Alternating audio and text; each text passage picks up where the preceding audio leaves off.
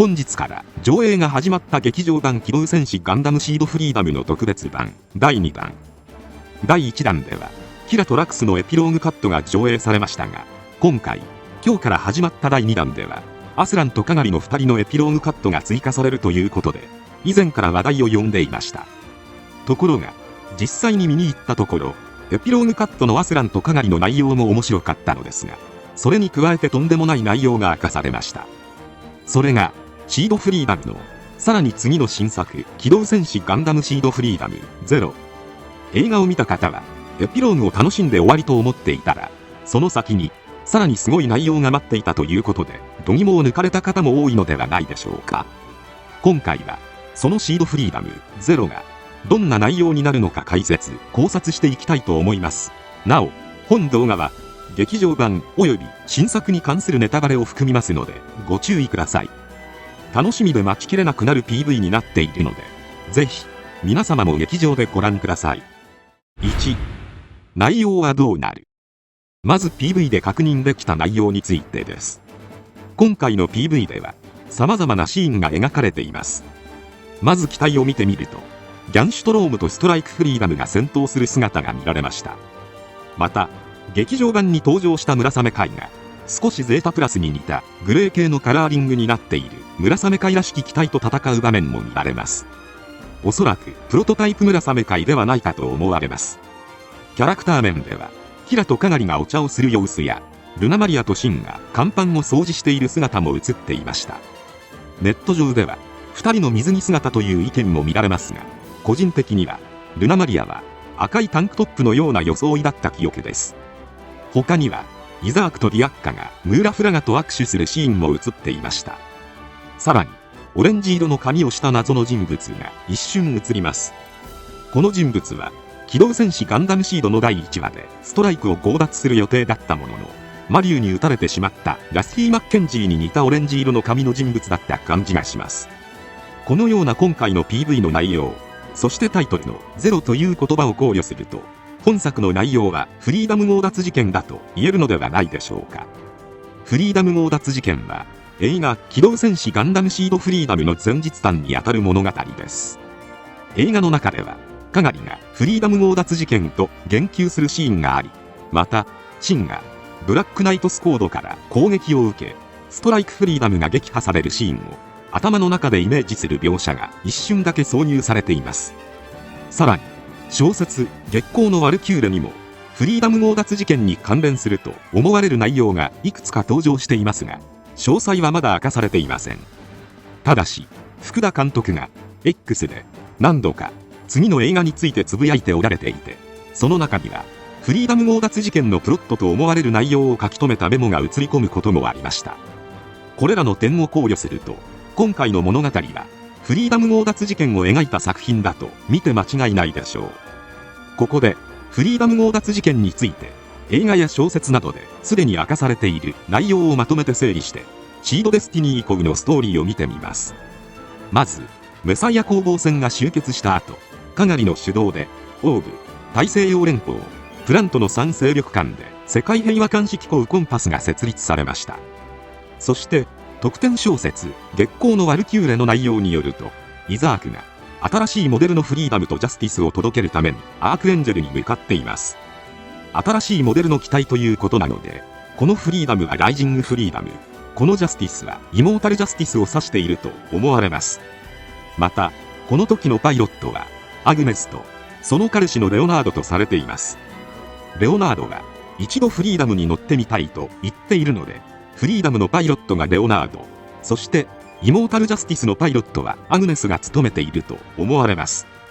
さらに、アグネスのギャンシュトロームの設定で、もともとこの機体はイザークの機体だったということが明かされているので、アークエンジェルに新型機を運搬する時点では、イザークがギャンシュトロームに乗って向かっていると考えることができます。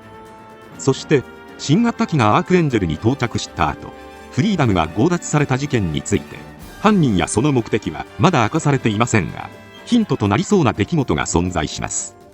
それは、レオナードの生い立ちに関するものです。レオナードは、ロゴスによって家族を失った過去を持っています。この背景から、彼は、ナチュラル滅ぶべしと考えるジャガンナートのような急進派の思想を持っている可能性があり、ファウンデーションの協力者であっても不思議ではありません。したがって、レオナードがアークエンジェルに到着後、ファウンデーションの謀略でアークエンジェルにあったストライクフリーダムを強奪。それをブラックナイトスコードが撃墜するに至ったという解釈が成り立ちそうです。これらの内容を考慮すると、シードフリーダムゼロの物語の輪郭が見えてきます。まず、ライジングフリーダムとイモータルジャスティスが開発され、イザークとディアッカがプラントから運搬。イザークはギャンシュトロームに登場し、レオナードはライジングフリーダム、アグネスはイモータルジャスティスに乗って共にアークエンジェルに向かいます。この頃、シンとルナマリアはコンパスの一員としてアークエンジェルに着任したばかりで、甲板掃除などの雑用をこなしている最中です。アークエンジェルに到着すると、イザークがムーと握手を交わし、新型機を受け渡しします。そしてレオナードはオレンジ色の髪をした人物として登場。そして PV の戦闘シーンの内容はギャンシュトロームとストライクフリーダムの模擬戦闘。これはギャンシュトロームの新型機としての性能を確認するためにストライクフリーダムと戦っていると考えられます。またプロトムラサメカイらしき機体がムラサメカイと戦闘している様子も描かれていますが、シードデスティニーではオーブの主力機がムラサメで、シードフリーダムではムラサメカイが主力なので、ゼロの時期はムラサメからムラサメカイへの主力機移行の時期であり、性能テストを行っている描写であると考えられます。なお、プラウドディフェンダーはもともとライジングフリーダムの装備という設定があるため、その開発過程についてもより深掘りされるのではないかと考えられます。さらに、映画内のフリーダム強奪事件の描写において、ブラックナイトスコードルドラのデザインが映画で活躍している場面とは若干異なるため、初期型である可能性が示唆されます。また、ブラックナイトスコードの背景に、ゼウスシルエットの残骸が映っています。このことからゼウスシルエットの開発背景も判明すると思われます。そして、ブラックナイトスコードカルラの武装構成には、ストライクフリーダムに似ている部分が多く見られます。そのため、フリーダム強奪事件でストライクフリーダムを奪取し、その技術をもとに、ファウンデーションがカルラを開発したと考えられます。このあたりの背景についても、さらに詳しく明かされるのではないでしょうか。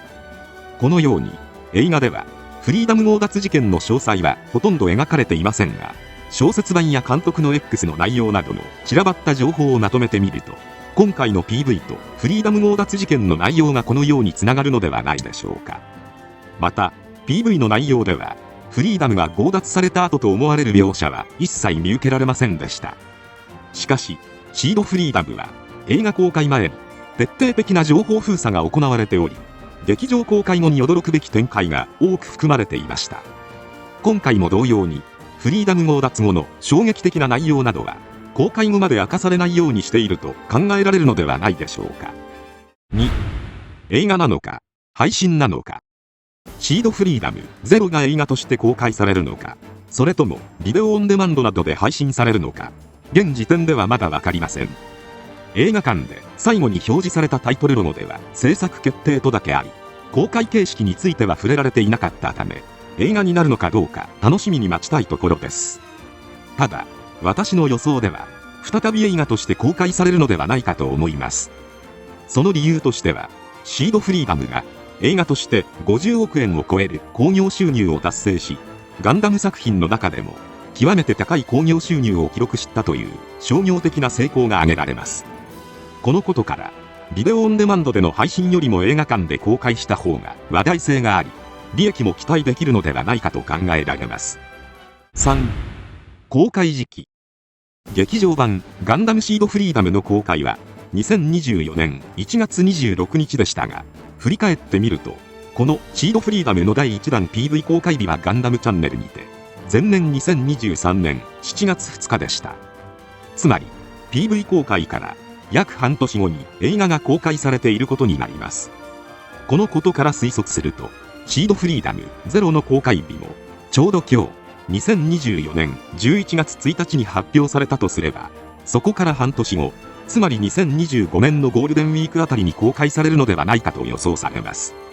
私は、ハサウェイ第2部が2025年に公開されると思っていました。しかし、もしシードフリーダムゼロとハサウェイ第2部がどちらも映画であれば、1年に2本のガンダム作品が映画公開されることになるので、さすがにそれは時期をずらすのではないかと思います。ハサウェイ第2部に関する情報が全く出ていない現状から考えると、2025年にシードフリーダムゼロを公開し、2026年ハサウェイ第2部が公開されるというスケジュールになるのではないでしょうか。おそらくハサウェイ第2部は何らかの事情でかなり遅れているのではないかと予想します。ということで、以上、突如映画の最後に公開された新情報シードフリーダムゼロについての解説と考察でした。 PV は短時間ながらすでに素晴らしい完成度を見せてくれているので、ぜひ劇場でご覧ください。皆様はどんな作品になると思いますか？また映画として公開されるのか、ビデオオンデマンド配信になるのか、そして公開時期はいつ頃になるのか、ぜひ皆様のご意見もコメントで教えていただけたら嬉しいです。今回は以上となります。チャンネル登録されるかはお任せいたしますので、もしよければもう一本動画を見ていただければとても嬉しいです。最後までご視聴いただきありがとうございました。